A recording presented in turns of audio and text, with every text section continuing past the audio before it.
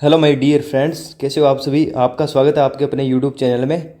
तो दोस्तों, आज हम बढ़ रहे हैं हमारी फिजिकल एजुकेशन की चौथी क्लास में। ठीक है, फिजिकल एजुकेशन की चौथी क्लास में आपका स्वागत करता हूं मैं, और उम्मीद करता हूं कि आप सब अच्छे होंगे और अपनी पढ़ाई को नियमित जारी रख रहे होंगे। तो दोस्तों, हमारी चौथी क्लास है ये, और इसमें आज हम फिर से देखने वाले हैं महत्वपूर्ण एमसीक्यू, और इनको अच्छे से समझेंगे। और आपको देखना है, आपका खुद का मूल्यांकन भी करना है, कितने % आपको आ रहे हैं। और हमारी जो मनोविज्ञान की, जो खेल मनोविज्ञान के जो 4 क्लासें हुई है, इसमें हमने लगभग 40 क्वेश्चन डिस्कस किए हैं। तो इनसे आपको अंदाज़ा लग जाएगा भी पेपर में कैसे प्रश्न पूछे जाएंगे। तो आपको जब भी कोई भी साइकोलॉजी का टॉपिक पढ़ रहे हो तो इन क्वेश्चनों को ज़रूर देख लेना, इन वीडियो को सेव कर लेना आप। तो दोस्तों, शुरुआत करते हैं। खेलों की अवस्था किसे कहा गया है? खेलों की अवस्था किसे कहा गया है? इसमें आपको 4 ऑप्शन दिए गए हैं: किशोरावस्था, प्रौढ़ावस्था, बाल्यावस्था, वृद्धावस्था। इनमें से खेलों की अवस्था कौन सी है, ये आपको बताना है। ठीक है, तो खेलों की अवस्था किसे कहा गया है? बाल्यावस्था को। बाल्यावस्था को खेलों की अवस्था कहा गया है। इसके बारे में देखेंगे। बाल्यावस्था होती है 3 से 12 वर्ष की उम्र। ठीक है, सबसे ऊर्जावान अवस्था होती है, इसलिए इसे कहा गया है। खेलने की तीव्र इच्छा इसमें होती है, तो इसे खेलों की अवस्था कहा गया है। खेलों के माध्यम से सामाजिक व नैतिक मूल्यों का विकास इसमें होता है। बालक खेलों के जरिए टीम भावना, अनुशासन, सहयोग सीखता है। तो ये होगी खेलों की अवस्था। कौन सी होगी खेलों की अवस्था? बाल्यावस्था। खेलों की अवस्था कौन सी? बाल्यावस्था। तो दोस्तों, आपने देखा होगा कि हमने जो पहली क्लास ली थी उसमें बिल्कुल आसान से प्रश्न थे, और अब प्रश्न है वो किस तरीके से एडवांस लेवल के हो गए हैं। तो इसी तरीके से अपने जो प्रश्न है सारे करेंगे सिलेबस के। तो आप टेंशन मत लो, सारे प्रश्न है जितने सिलेबस के बनेंगे वो प्रश्न लगातार करेंगे। डेली क्लास आपको जब तक आपका पीटी का पेपर नहीं होता तब तक मिलेगी। ठीक है, सिगमंड फ्रॉइड के अनुसार व्यक्तित्व के 3 प्रमुख घटक कौन कौन से हैं? तो व्यक्तित्व के 3 घटक पूछे हैं, पर्सनैलिटी। ठीक है, इसके तो सबसे पहला ऑप्शन है चेतन, अवचेतन, अचेतन। फिर है विचार, भावना, व्यवहार। अगला है इदम, अहम, प्राअहम। फिर आत्मा, मन और शरीर। तो इनमें से कौन से व्यक्तित्व के 3 प्रमुख घटक होते हैं? किसके अनुसार? सिगमंड फ्रॉइड के अनुसार। इसमें सिगमंड फ्रॉइड के अनुसार पूछा गया है, आपके अनुसार नहीं पूछा गया। अगर आपके अनुसार पूछते तो आप कुछ भी बता देते, पर इसमें इनके अनुसार पूछा गया है। तो इसका उत्तर है ऑप्शन नंबर सी, इदम, अहम, प्राअहम। तो ये क्या है? प्रमुख घटक है किसके? व्यक्तित्व के। इदम, अहम, प्राअहम। इदम क्या, इसमें आप देखिए, इदम जो अवस्था होती है, इदम वो क्या होती है? बचपन की अवस्था होती है, और इसमें पाशविकता होती है, मतलब इसमें खुद का कंट्रोल नहीं होता है। इसमें कंट्रोल है वो नहीं होता है। ठीक है, कंट्रोल नहीं होता है। फिर आ जाती है अहम अवस्था। अहम, तो ये लगभग युवा अवस्था में होती है। ठीक है, युवा अवस्था में। और ये क्या है? संतुलन की अवस्था है। संतुलन की अवस्था है। तो ये क्या है? संतुलन की अवस्था है। तो ये इदम, और जो एक आगे आएगा प्राअहम, जिसे हम कहते हैं सुपर ईगो। तो इनके बीच संतुलन कौन करता है? अहम। प्राअहम होता है, ये वृद्धावस्था में होता है। ठीक है, तो इनका एक अपने चार्ट भी बनाएंगे जिसमें हम समझने का प्रयास करेंगे इदम, अहम, प्राअहम को। तो सबसे पहले ये देखिए आप, जो इदम होता है ना, इदम, उसमें क्या होता है? मानसिक, अपने 2 रूप लेते हैं, एक होता है मानसिक और एक होते हैं शारीरिक।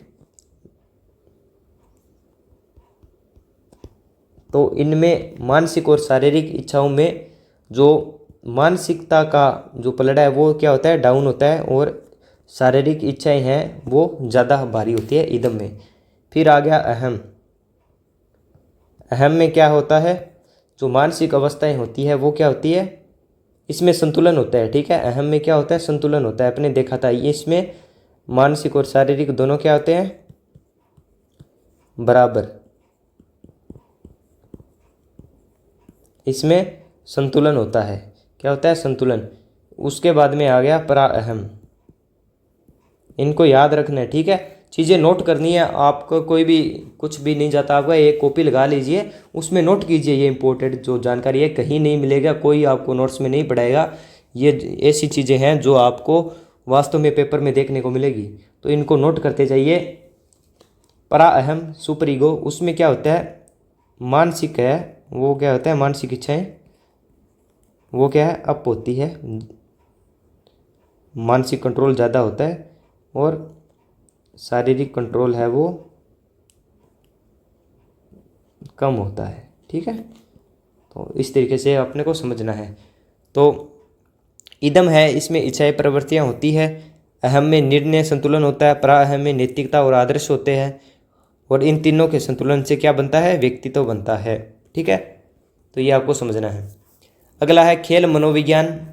स्पोर्ट्स साइकोलॉजी किस प्रकार के मनोविज्ञान की श्रेणी में आता है। खेल मनोविज्ञान है यानी स्पोर्ट्स साइकोलॉजी किस प्रकार के मनोविज्ञान की श्रेणी में आता है। अपने आपको याद हो तो पहली क्लास जब लगाई थी तो उसमें अपने मनोविज्ञान की कुछ शाखाएं देखी थी। उसमें एक मनोविज्ञान की शाखाएं थी, कौन सी थी, प्रयोगात्मक मनोविज्ञान। कौन सी थी, प्रयोगात्मक मनोविज्ञान। तो उसके अंदर आता है खेल मनोविज्ञान, ठीक है। उसके अंदर क्या आता है, खेल मनोविज्ञान। तो इसका जो आंसर क्या हो जाएगा, ऑप्शन नंबर डी, प्रयोगात्मक मनोविज्ञान। तो प्रयोगात्मक जो मनोविज्ञान है उसके उस मनोविज्ञान की श्रेणी में खेल मनोविज्ञान आता है। अब देखेंगे इंपॉर्टेंट पॉइंट। खेल मनोविज्ञान खिलाड़ियों के मानसिक व्यवहारों का अध्ययन होता है। क्या होता है, खिलाड़ियों या खेल से जुड़े प्राणियों के व्यवहार का अध्ययन, ठीक है। अगला है यह प्रदर्शन और मानसिक स्थिति पर केंद्रित होता है। प्रयोग और परीक्षण यानी टेस्ट एंड एक्सपेरिमेंट्स के आधार पर विश्लेषण होता है। तनाव, प्रेरणा, आत्म नियंत्रण, ध्यान आदि का अध्ययन होता है। ये पॉइंट नोट करते जाना, ठीक है। आप क्या करोगे, प्रश्न लिखोगे, प्रश्न लिख के जो आंसर लिख लेना, और ऑप्शन सारे मत लिखना, आंसर लिख लेना और इसके 4 पॉइंट लिख लेना, ऐसे कॉपी लगा लो। विश्व की पहली मनोविज्ञान प्रयोगशाला साइकोलॉजी लेबोरेटरी। सबसे पहली मनोवैज्ञानिक जो प्रयोगशाला है वो कहाँ पर खोली गई थी, ये बताना है। तो वो खोली गई थी, बताइए आप, जर्मनी के लिप्जिंग शहर में। लिप्जिंग शहर था, वहाँ पे खोली गई थी, ठीक है। ऑप्शन नंबर सी राइट है। अब इसके बारे में मैं आपको इंपॉर्टेंट जानकारी बताता हूँ। विश्व की पहली मनोवैज्ञानिक प्रयोगशाला की स्थापना 1889 ईस्वी में विल्हेम वुंट, विल्हेम नहीं, विलियम लिखो, विलियम वुंट ने जर्मनी के लिप्जिंग विश्वविद्यालय में की थी। इसे मनोवैज्ञानिक के जन्म का वर्ष माना जाता है 1879 को, ठीक है। मनोविज्ञान के जन्म का वर्ष माना जाता है, इसको आपको याद रखना है। तो कहाँ पे हुई थी, लिप्जिंग नामक शहर में हुई थी। और यूनिवर्सिटी का नाम क्या था, कार्ल मार्क्स विश्वविद्यालय, ठीक है, उसका विश्वविद्यालय था। अगला है 20वीं सदी का चमकता सितारा, shining star of 20th century किस कहे जाने वाले मनोवैज्ञानिक थे। तो shining star of 20th century किसे कहा जाता था, ये आपको बताना है। तो ये कहा गया था जेबी वॉटसन को, जेबी वॉटसन। ऑप्शन नंबर सी क्या है, राइट। तो इनके बारे में देखते हैं। सबसे पहले तो व्यवहारवाद का जनक कौन है, व्यवहारवाद का जनक वॉटसन, ठीक है, वॉटसन है, ये आपको ध्यान रखना है। आगे देखते हैं। तो उसने मनोविज्ञान को एक विज्ञान की तरह व्यवस्थित करने का कार्य किया, इसलिए उसे 20वीं सदी का चमकता सितारा मनोवैज्ञानिक कहा जाता है। ये बात आ गई। व्यवहारवाद का दिन मन की बजाय प्रेक्षणीय यानी ऑब्जर्वेबल जो चीज़ें होती है उनके व्यवहार पर जोर दिया। आगे देखते हैं। मनोविज्ञान को व्यवहार का धनात्मक विज्ञान किस मनोवैज्ञानिक ने कहा। मनोविज्ञान को व्यवहार का धनात्मक या सकारात्मक, धनात्मक की जगह सकारात्मक वर्ड भी आपको मिलेगा, ठीक है। इनका दोनों का इंग्लिश वर्ड है पॉजिटिव। तो आपको बताना है मनोविज्ञान को व्यवहार का धनात्मक विज्ञान किस मनोविज्ञान ने कहा था, जेबी वॉटसन ने, जेबी वॉटसन ने कहा था, ठीक है। अगला है सामूहिक अचेतन की अवधारणा किस मनोवैज्ञानिक ने प्रस्तुत की? कलेक्टिव अनकॉन्शियस की अवधारणा, सामूहिक अचेतन की अवधारणा किसने प्रस्तुत की थी? आपको बताना है। सामूहिक अचेतन क्या होता है पहले ये देख लीजिए। सामूहिक अचेतन वह यादें और अनुभव होते हैं जो हर इंसान के मन में जन्म से पहले से होते हैं। ठीक है, तो इसमें इसके बारे में आगे देखते हैं। ये अनुभव हमारे पूर्वजों के जीवन से जुड़े होते हैं, जैसे डर, प्यार, माँ की छवि आदि। इसे कार्ल जुंग ने बताया था और कहा कि ये सबके मन में एक जैसे होते हैं। इसमें मौजूद छवियों को आर्केटाइप कहा जाता है, जैसे नायक, माँ, अंधकार आदि। ठीक है, तो ये क्या होते हैं? यादें या अनुभव होते हैं। तो ये किसने बताया था? अवधारणा किसने प्रस्तुत की? अब उसमें पता लग गया होगा आपको। कार्ल युंग ने या जुंग ने, JUNG, जुंग भी बोल देते हैं, युग भी बोल देते हैं, युंग। ठीक है, अगला देखते हैं। संज्ञानात्मक विकास, कोग्निटिव डेवलपमेंट के सिद्धांत का प्रतिपादन किसने किया था? तो कोग्निटिव डेवलपमेंट के सिद्धांत का प्रतिपादन किसने किया था? जीन पियाजे ने। ऑप्शन नंबर ए राइट है, जीन पियाजे ने। तो पियाजे ने बताया कि बच्चों की सोच उम्र के साथ बदलती है। वह एक साथ कुछ नहीं सीखते, बल्कि धीरे धीरे चरण में मानसिक विकास होता है उनका। तो चरणों में उनका क्या होता है? विकास होता है। अगला हमारा क्वेश्चन है, खेल में ओवर कॉन्फिडेंस यानी अति आत्मविश्वास अक्सर किस प्रकार की समस्या पैदा करता है? बिल्कुल बेसिक सा प्रश्न है, आपको पता ही है। तो ओवर कॉन्फिडेंस से क्या होता है?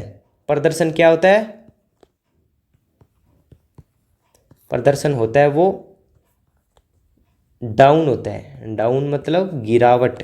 तो ऑप्शन नंबर सी क्या है? राइट। ऑप्शन नंबर सी हो गया राइट। अब आगे देखते हैं। खेल के मैदान में तनाव को कम करने का सबसे अच्छा तरीका क्या है? खेल के मैदान में अगर तनाव कम करना हो तो इसका सबसे अच्छा तरीका क्या है? ध्यान केंद्रित करना और गहरी सांसें लेना। ये आपको ध्यान रखना है। तो दोस्तों आज हमने देखा कि महत्वपूर्ण प्रश्न देखे, और आप वीडियो को शेयर नहीं करते हैं, व्यूज़ बहुत कम आते हैं और आपकी जो अटेंडेंस है वो भी नहीं आ रही है। तो आप क्या जल्दी से मेरे को प्रेजेंट अभी भेजो जिसने वीडियो देख ली है, और लाइक भी करो। ठीक है, वीडियो को शेयर करना भी ज़रूरी है। और इसी के साथ मिलता हूँ मैं अगली वीडियो में। तब तक के लिए आपको जय हिंद, जय भारत।